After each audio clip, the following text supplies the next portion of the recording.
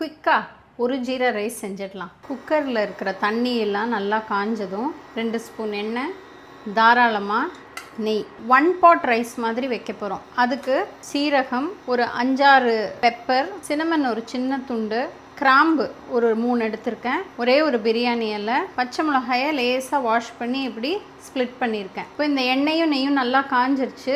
இந்த ஸ்டேஜில் இது எல்லாத்தையுமே ஆட் பண்ணிடலாம். இப்போ இந்த சீரகம்லாம் நல்லா பொரிஞ்சதும் நம்ம ஊற வச்சு வாஷ் பண்ண பாஸ்மதி ரைஸை சேர்த்துடலாம். இப்போது இந்த நெய் ஜீரகத்தோட இந்த ரைஸை லேசாக உடையாமல் வறுத்து கொடுக்கலாம்.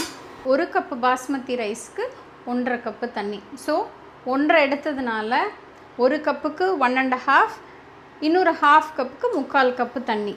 அதை மெஷர் பண்ணி இதில் வச்சுருக்கேன். இதை இந்த ஸ்டேஜில் ஆட் பண்ணி இதை நல்லா மிக்ஸ் பண்ணிவிட்டு தேவையான அளவுக்கு உப்பு நல்லா மிக்ஸ் பண்ணிடலாம். இந்த தண்ணி லேசாக ஒரு கொதி வர ஆரம்பிக்கும் போது குக்கரை மூடி வெறும் ஒரே ஒரு விசில் வச்சு எடுத்தோன்னா quick version of jeera rice ready.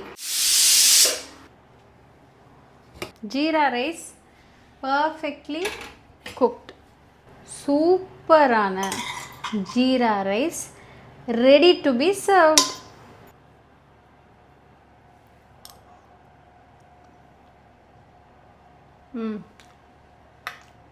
அந்த நெய்யில் அந்த ஜீரகம் ரொம்ப ஃபைனாக பொரிஞ்சு அளவாக நம்ம ஸ்பைசஸ் போட்டோம் இல்லையா, அந்த பட்டை, கிராம்பு, பிரியாணி இலை, லேசான மிளகாவோட காரத்தோட இந்த version of jeera rice is a must try.